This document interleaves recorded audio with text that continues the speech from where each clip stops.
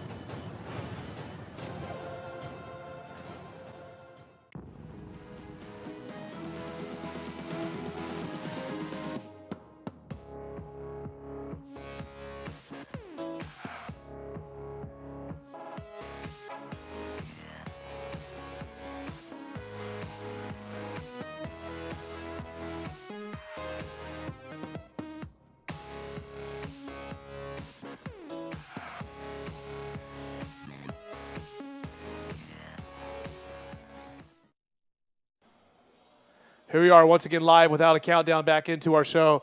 Eric Apple joined by Dallas Singer, and we are ready for our third round coming up right now. So the action is starting to heat up here at Itacoatiara. Yes. Can you say it?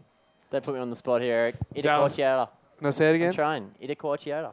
Itacoatiara. You say it in one syllable. How do you do that? I'm Brazilian now. I've been here 5 days. I'm Brazilian. Yeah, okay. So again, Israel Salas in the heat, Rogerio Silva, Joao Gabriel, and Pedro Monasterios in the yellow. So again, Israel in white, Rogerio in blue, Joao in red, Pedro in yellow. This is a 20-minute heat, 4 men, and your best 2 waves count. Currently in the lead, Israel Salas in the white, and Rogerio Silva in the blue is in second place. Monasterios. Pedro there. He's the lone Venezuelan. I don't think I've seen much of his surfing yet. He must be mates with my roommate. His name's Brahim Idouish. No, he's from Morocco. Alberto Colucci. There's a couple of good riders from Venezuela coming up. And they all surf really well, really competitive people. And I'm going to be interested to see what happens here. So we got Blue just sitting out. I'm surprised there hasn't been more waves ridden since we've started the webcast, because it's a really short swell period today, and it seems to be just almost piling up on each other when the waves roll in. And there's a lot of opportunity there to hit ramps. I've never seen so many tricks done in one morning. There was about 50 guys out, but everyone was doing moves, and it was interesting, you know, like a lot of flips, a lot of inverts. And the Brazilians are known to really hustle in the smaller waves, correct? Yeah, I kind of experienced that for the first time this morning. So in the yellow, this is Pedro Monasterios. Putting the outboard on. There's the Venezuelan there. That's right. So 1 lone Venezuelan taking on 3 Brazilians in this heat. They're really spaced out here. Here he is, Pedro. Good looking left-hander. He's dropped the bottom turn down. If he can get a section here, it's going to be a really good start to the heat, and that's the way you want to start. A couple of head nods. I'm not quite sure what was happening there, but he's got to be happy with that. He goes red in the other corner of the beach. Just looking at these right-handers, it's going to be a quick wave. ARS there. Nice little flip. That's very tidy. That's going to score better than that first one of yellow there, but not to say they weren't too low scoring. They're going to be mid-scoring waves for sure. So white and yellow still waiting. I don't know, white and blue. White and red. Just waiting still for the scores waves to come through. Yeah, so I actually was watching kind of in the corner of my eye when I was free surfing in the beach, just at the second round kind of action, and there are a lot of good riders, man. Like good flips and stuff that you'd see on the main rounds for sure. So these guys are talented. They're locals, most of them. They know what they're doing. Well, I'm sure there's a lot of Brazilians here who have just been, really excited all year long, waiting for the opportunity to compete here. As we just had a score come through for white, 5.13 for the Israel Salas. Our rider from Venezuela, Pedro, the 5.75 on that roll. Yeah, slightly better. And a 6.63 for Joao Gabriel on that ARS. Yeah. Well, you know, it's a point difference between a good solid roll and a smaller sort of tight little ARS. So, yeah, the degree of difficulty there's definitely higher. And that's quite risky in the first. I don't know how confident he is in his flips, but that's confidence. First wave of the heat. You're in the trials. This is a knockout round the whole way through the trials. So, you know, that could have went wrong for him, and he'd been back at the first step again. But he's doing well. 6.68, 6.3. It's gonna definitely be a good bankable wave.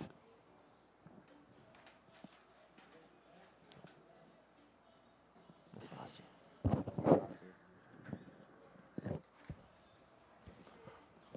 So just working out our little what would you call it? Little booth here. Eric's going to be getting very comfortable in here in the next few days. It looks like we're going to be running back to back. So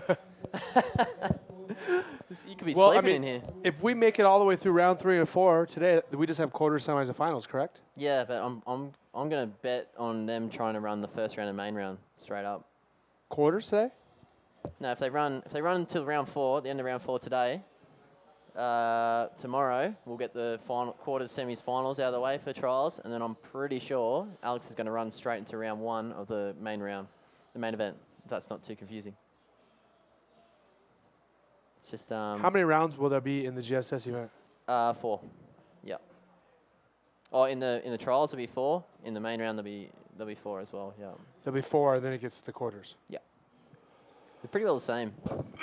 We do have man-on-mans in the GSS main round, so yeah, that's kind of the math that Alex is going to have to do. I'll leave it up to him.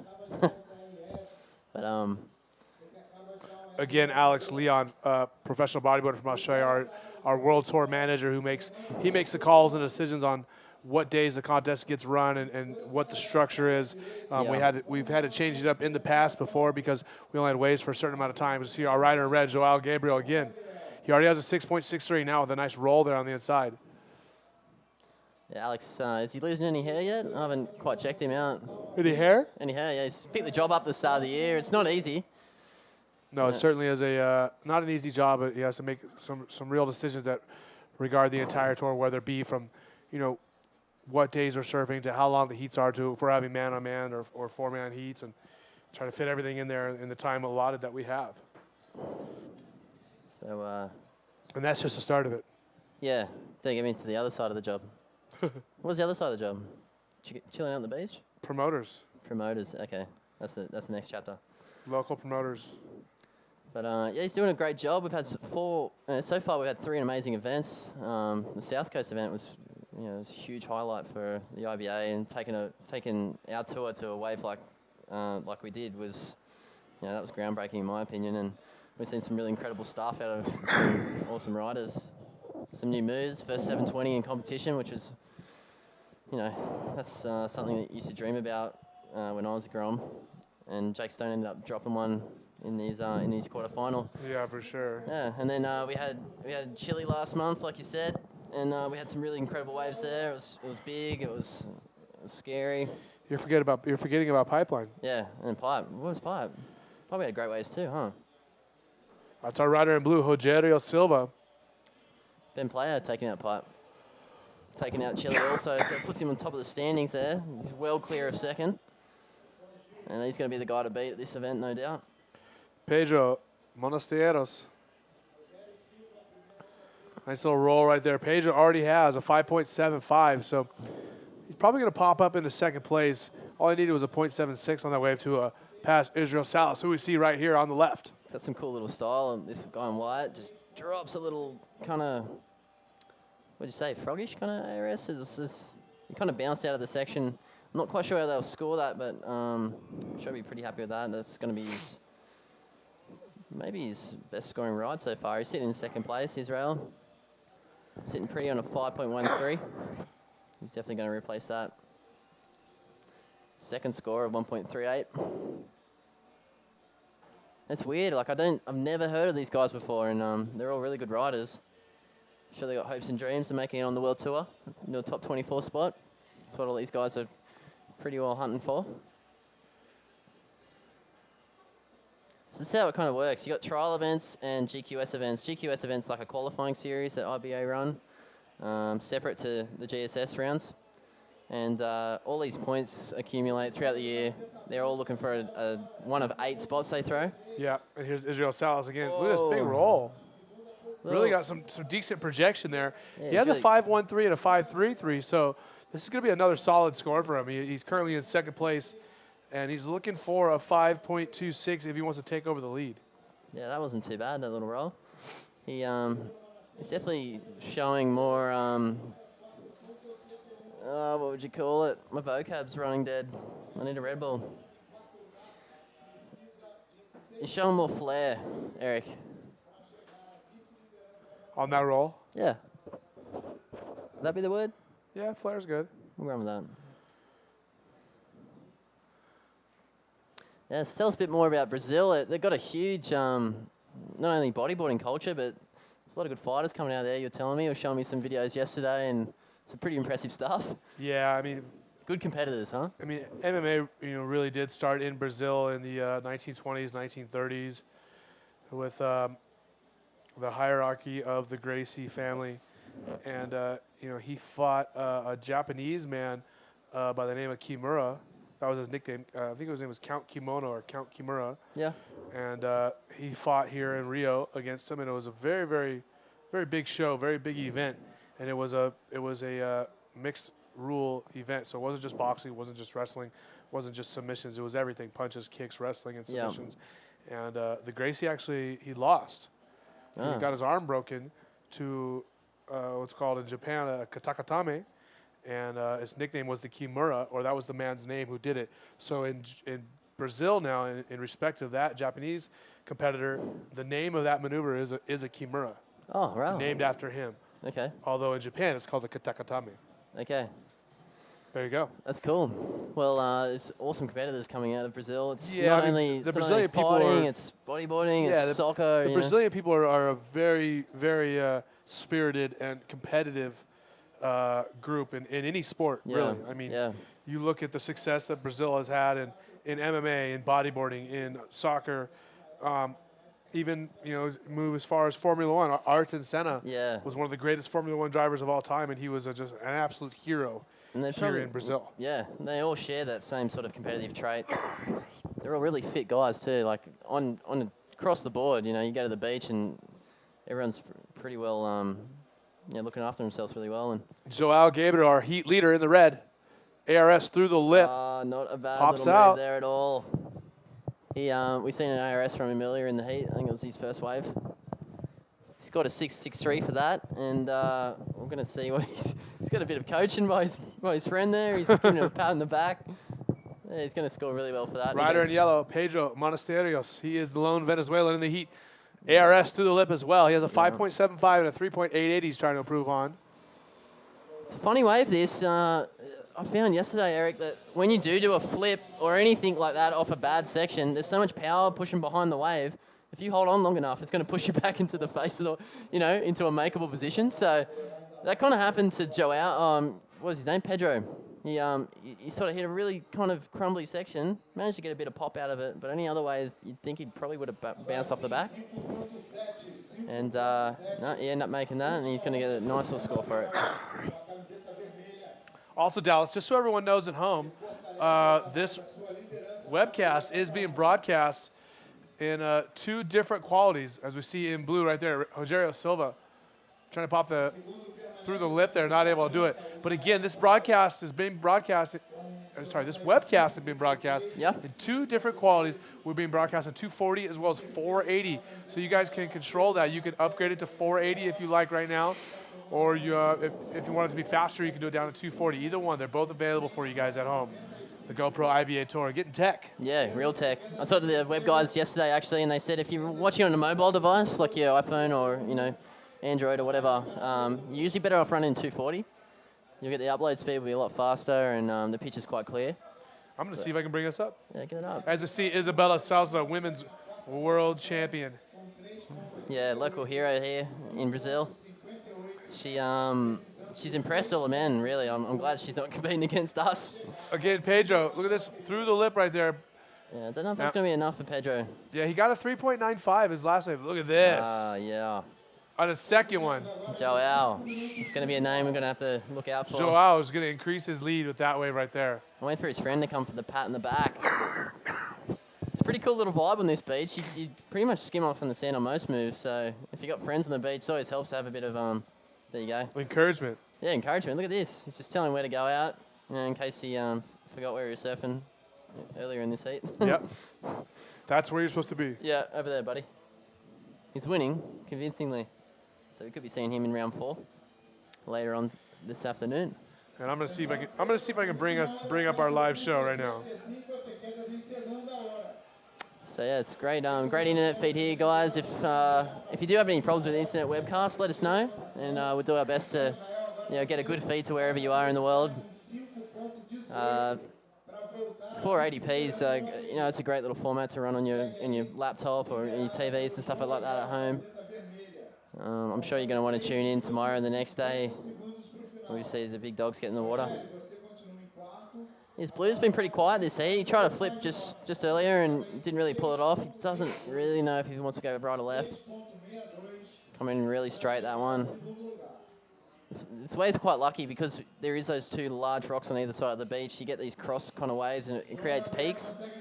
If it wasn't for that, we'd have a really straight beach with no sort of difference in shape and in size. So there you go. Blue's actually found something towards the end. There he is right got there. A little section. Just going to roll out of that, skim up in the sand. And he's got to watch that sandbank. Like you said, Eric, you grazed yourself on that yesterday afternoon doing a similar thing. So you got to watch out. The good thing in Brazil is there's no sharks. Nothing that can eat you in the water. I haven't seen any blue bottles yet, but I'm pretty sure you only get them in Australia. So yeah, a lot different vibes than Arica, Chile. There's plenty of room for this kind of wave in the sport. It really shows all the riders sort of, scope, I guess. Rights, lefts, beach breaks and reef breaks. I surfed for hours this morning just trying to figure out the place. Like I got a lot of bad waves and I'm just trying to, because I've seen a lot of people surfing it really well. There's a lot of good flip ramps out there. Yeah, for sure. PLC came out and done 3 in a row, which got me a little bit pissed off, but that's what he's there for. He's keeping everyone on his toes. And he surfs quite well here. I think he did all right last year. I didn't actually make it here last year. I had my ticket booked, but I ended up copping an injury in Chile. I watched all the webcasts and everyone's photos on social media. And I knew this place was good. It's great wedges, awesome beaches. Yeah, definitely some serious power to be had here, and it showed up for these guys last year. So you're going to buy a pair of these Speedos before you leave, Eric? Or? I'm thinking about it. You look good in them. Lolly bag.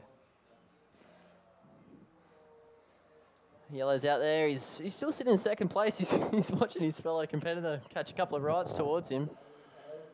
Cursing, I'm sure. Oh, I got it up. I got our live show up. Oh, there you go. 240. There you go. Alex got his got the live webcast up. IBAlive.com/live. IBAworldtour.com. There you go. That's why you get paid to do this job.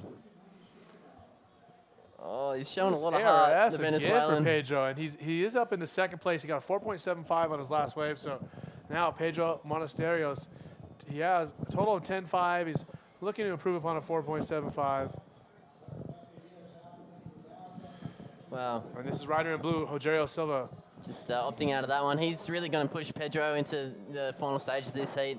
He doesn't need a whole lot. I think he's pretty much needing a flip. It's 6.62 he's after. He goes white. 40 Picked seconds up a to go good again. wave. Oh, no, it just hasn't given him enough. That was Israel Salas, the Brazilian rider. The good thing here is, Eric, it doesn't take much to get out the back. He's pretty well in position already. So we're hoping to see a few skim paddle battles from the beach to the back here in this competition. It's not really going to come into play, the whole paddle battle situation, but that's good. Plenty of energy to catch more waves. Pedro's still in second place. I'm really wondering if he's going to hold on to this lead. I think he will. That's the end of the heat. In blue, Rogerio Silva. Oh, he's got a little invert. I don't know if that's going to be enough. He was in 4th place, but he was looking for a 6.62. He's going to give the judges a bit of a stare, or no? I think he knows it. It wasn't enough. He showed a lot of heart though. Rogerio, I'm sure he's a local boy. So again, your heat winner